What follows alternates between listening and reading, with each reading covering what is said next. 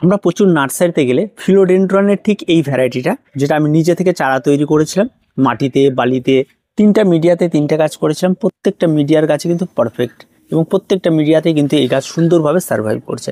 কিন্তু সমস্যাটা কোথায়? সমস্যাটা হয় হচ্ছে বর্ষাকালে। বর্ষাকালে এই সমস্ত গাছগুলিকে যখনই আপনি লাগাবেন, দেখবেন যেখানে জল জমছে সেই সমস্ত গাছগুলিতে প্রবলেম দেখা দেবে, আর যে সমস্ত গাছে জল জমছে না সেই সমস্ত গাছে কোনো প্রবলেম নেই। আর তার সঙ্গে সঙ্গে এই সমস্ত গাছ নিয়ে অনেকের অনেক ধোঁয়াশা রয়েছে। এই সমস্ত গাছগুলিকে লম্বাটে গাছগুলিকে কি প্রুনিং করব, গাছগুলিকে কি ছাঁটাই করব, নার্সারি থেকে এই সমস্ত গাছ কিনতে গেলে কত দাম, এই সমস্ত কিছু নিয়ে আজকের বিস্তারিত আলোচনা। কারণ এই গাছটি কিন্তু বর্তমানে দেখা যাচ্ছে বেশ ফেমাস হয়ে গেছে এবং প্রত্যেকে ব্যবহার করছে। তো পুরো ভিডিওটি স্কিপ না করে দেখতে থাকুন। সবার প্রথমে বলে রাখি, এই ধরনের ফিলোডেন্ড্রনের চারা যদি এরকম সেট আপনি কিনতে চান, আপনার কাছে 100 থেকে 150 টাকা চোখ বন্ধ করে দাম নিয়ে নেবে। আর যদি ছোট চারা হয় তার থেকে একটু কম নিতে পারে, তবে এর থেকে জায়গা বিশেষে বেশিও নিতে পারে। এটা হচ্ছে প্রথম কথা। 2 নম্বর কথা হচ্ছে মাটি। এই গাছের জন্য মাটির মিশ্রণটা অত্যন্ত গুরুত্বপূর্ণ। এই জন্য এই সমস্ত গাছে যে মাটির মিশ্রণটি তৈরি করবেন, সেই মিশ্রণের মধ্যে আপনারা 3 থেকে 4 রকম মাটির মিশ্রণ তৈরি করতে। নর্মাল আপনি যে সমস্ত মাটিগুলি ব্যবহার করেন ছাদ বাগানে, সেই সমস্ত মাটিতে ওই গাছগুলি হবে, তাতে গাছের গ্রোথ একটু কম হবে। আবার আপনি যদি বালি এবং পাতা পচা দিয়ে স্যাকুলেন্টের মতো মিডিয়া তৈরি করেন, তার মধ্যে বিভিন্ন ধরনের খাবার দাবার দিয়ে তৈরি করেন, সেখানেও হবে, সেটাতেও গাছ ভালো হবে এবং মানে মাটির মিডিয়া থেকে ভালো হবে। আবার আপনি এই সমস্ত গাছগুলিকে আপনি সরাসরি পাতা পচাতেও করতে পারবেন, সেখানেও কিন্তু গাছ ভালো হয়। তো আমি যে মিডিয়াটার কথা বলছি, আপনারা এতগুলো মিডিয়াতে তো করতেই পারবেন। একদম ফ্রেশ, একদম পরিষ্কার পরিচ্ছন্ন যে মিডিয়াটার আমি কথা বলছি এই ফিলোডেন্ড্রনটার জন্য, সেটা হচ্ছে আপনারা একদম পুরোপুরিভাবে 50% বালি নিন, তার সঙ্গে 30% মাটি নিন, আর বাকি 20% কম্পোস্ট নিন। ঠিক আছে, ভার্মি কম্পোস্ট নিন। আর এই মাটির সঙ্গে আপনারা মিশিয়ে দিন 1 চামচ হাড় গুঁড়ো, আপনারা 1 চামচ নিমখোল। এর বেশি আর কিচ্ছু লাগবে না এই গাছের জন্য। আর শিংকুচি, তারপর আরও অন্যান্য সরিষার খোলটা, এই সমস্ত কিছু লাগবে না।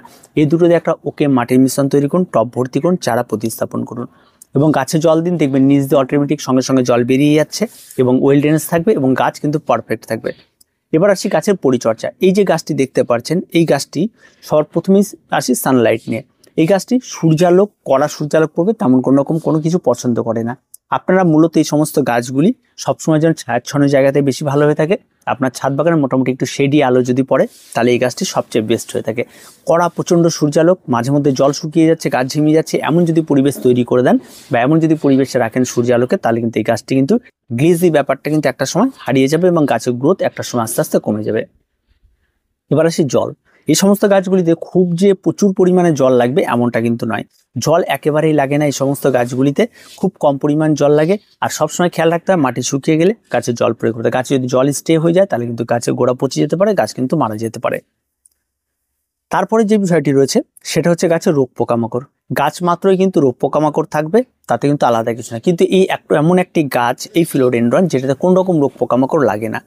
এর মূল যে সমস্যাটি হয় সেটা হচ্ছে গাছের গোড়ায় জল জমে যাওয়া, এবং ও জল যদি ঠিকঠাকভাবে স্টে হয়ে যায় তাহলে কিন্তু গাছের নিচের দিকে পাতাগুলো আস্তে আস্তে ভাবে বেঁকতে থাকবে এবং নিচের দিক থেকে পাতা পচতে থাকবে, উপরে ঠ্যানঠানা হয়ে যাবে এবং গাছের যে সৌন্দর্যটা একটা সময় কিন্তু হারিয়ে ফেলবে, সেটা কিন্তু আর আপনি পাবেন না।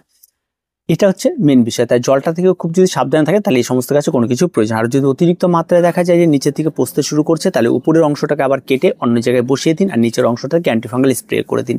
তাতে কি হয়, দুটো চারাও আপনার হয়ে যাবে। এটা এবার আসে প্রুনিং এর বিষয়। অনেকে বলে এই গাছটিকে প্রুনিং করবো, অনেকে বলে এই গাছটিকে মস স্টিক দিয়ে উপরে উঠিয়ে দেয় এবং এটা কন্টিনিউ তাকে টানতে থাকে, সেটা একরকম দেখতে সৌন্দর্য। আবার যদি আপনি এই গাছটিকে এখান থেকে আবার মাথা থেকে কেটে দিয়ে আপনি যদি এইটাকে কোথাও বসিয়ে দেন, তাহলে এখান থেকে আবার দেখবেন নতুন নতুন ব্রাঞ্চ ছাড়বে, সেখান থেকে আবার নতুন ডালপালা হবে, সেটাও কিন্তু দেখতে অত্যন্ত সুন্দর হয়। আমি প্রথমে একটা গাছ ছিল, সেখান থেকে ডাল কেটে দিয়েছিলাম এবং তার মাথাকে বসিয়ে দিয়ে একটা চারা বের করেছিলাম, সেটা আমি একজনকে ডোনেট করেছিলাম।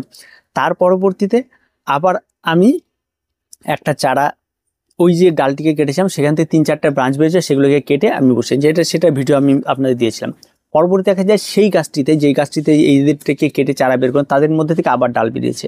কিন্তু বিষয়টা হচ্ছে যে গাছটি থেকে আমি ডাল কাটছি, সেই গাছের গ্রোথ আর এই সমস্ত গাছের গ্রোথ কিন্তু দিন রাত তফাৎ। কারণ সেই গাছটিকে ঠিকভাবে যত্ন হয় না, ঠিকভাবে খাবার দেওয়া নাই, মাটির মিশ্রণ ঠিক নেই, তার জন্য সেই সমস্ত গাছ, সেই গাছটি কিন্তু ভালো গ্রোথ নিচ্ছে না। আর এই যে গাছগুলি দেখতে পাচ্ছি প্রত্যেকটা গাছের সেম গ্রোথের, এটা কিন্তু প্রত্যেকটা যত্নের মধ্যে রয়েছে এবং প্রত্যেকটা গাছ ভালো। তো এইভাবে আপনারা এর করতে পারেন, লম্বা স্টিক দিয়ে করতে পারেন, প্রুনিং করে এটাকে ঝাড় করতে পারেন, সব রকম ভাবে আপনারা কিন্তু করতে পারবেন। আর মূলত এই গাছটি যে রাখবেন, সে রাখার জায়গাটিতে আপনাকে দেখতে হবে যে একটা শেডি আলো আসছে, ঠিক আছে, দিনে 4 থেকে 5 ঘন্টা এরকম আলো, সেটা শেডি যদি হয় তাহলে ভালো হয়। আবার যদি আপনার কোনো প্লেস রয়েছে সকালের সূর্যালোক 1 থেকে 1 ঘন্টা লাগে, তাহলে সেখানে ভালো হবে এই গাছটি। ছায়াচ্ছন্ন একটা জায়গা রয়েছে যেখানে সূর্যালোক লাগে না কিন্তু তাপ মানে আলোটা আসে, সেখানেও ভালো হবে। এমন একটি গাছ যেটা আপনি সমস্ত ওয়েদারে এটাকে আপনি সেট করে নিতে পারেন, যে কোনো সূর্যালোকে আপনি সেট করে নিতে পারেন। শুধু আপনার একটা জিনিস খেয়াল রাখতে হবে, ঘরে অন্ধকারাচ্ছন্ন জায়গায় এটাকে রাখা যাবে না। তো এই ফিলোডেন্ড্রন যদি আপনারা এই সমস্ত টিপসগুলি মানেন, আর তারপরে আরেকটি টিপসের কথা বলি, সেটা হচ্ছে পাতা। এই যে পাতাগুলি ধুলোবালি দেখতে পাচ্ছেন, এই পাতাগুলি কিন্তু একটু জল দিয়ে ওয়াশ করে দিলে কিন্তু সবচেয়ে ফ্রেশ এবং পরিষ্কার পরিচ্ছন্ন হয়ে যাবে। এবং তার জন্য আপনি জল যখন দিচ্ছেন তখন স্প্রে, যেমন এই যে অ্যান্টিফাঙ্গাল একবার ব্যবহার করা হয়েছিল, তার একটা লেয়ার পড়ে গেছে, কারণ আমাদের বাগানে একটা নির্দিষ্ট সময় অন্তর অন্তর করা হয়, তখন সব গাছেই করায়, তখন এইগুলি। এই যে গাছের পাতাটি দেখছেন এটা কতটা গ্লেজি, তারপর নতুন বেরোচ্ছে, খুব সুন্দর। তবে এগুলিকে এই পটে কিন্তু আর বেশি দিন রাখা যাবে না, আপনাদের এই পট থেকে আবার রিপোর্ট করতে হবে, তাহলে আরও গাছগুলি ফার্স্ট হবে। যেহেতু ফেব্রুয়ারি মাস পর্যন্ত অপেক্ষা করছি, তারপরে সমস্ত ইনডোর প্ল্যান্টের পুরো বাগানই চেঞ্জ হয়ে যাবে, কারণ তখন সব আবার রিপোর্ট শুরু হবে। প্রত্যেকটা গাছকে যে টবে রয়েছে তার থেকে এক সাইজ বড় টবে দিতে হবে, এই সমস্ত ব্যাপারগুলি তখন তৈরি হবে। তখন এই ফিলোডেন্ড্রন কোনো আলাদা কিছু না, তাদেরও তৈরি হবে। তো পরবর্তীতে শুধুমাত্র এই পার্টিকুলার এই সমস্ত ফিলোডেন্ড্রনগুলি কীভাবে ভালো হবে এবং তার কি করে আরও সুন্দরভাবে আপনি সাজিয়ে রাখতে পারেন এই সমস্ত ফিলোডেন্ড্রন, সেগুলি ভিডিও খুব তাড়াতাড়ি চলে আসবে। তো আজকে এই পর্যন্তই, দেখা হচ্ছে পরবর্তী ভিডিওতে। প্রত্যেকে ভালো থাকবেন, প্রত্যেকে সুস্থ থাকবেন, আর চ্যানেলটিকে অবশ্যই সাবস্ক্রাইব করে রাখবেন।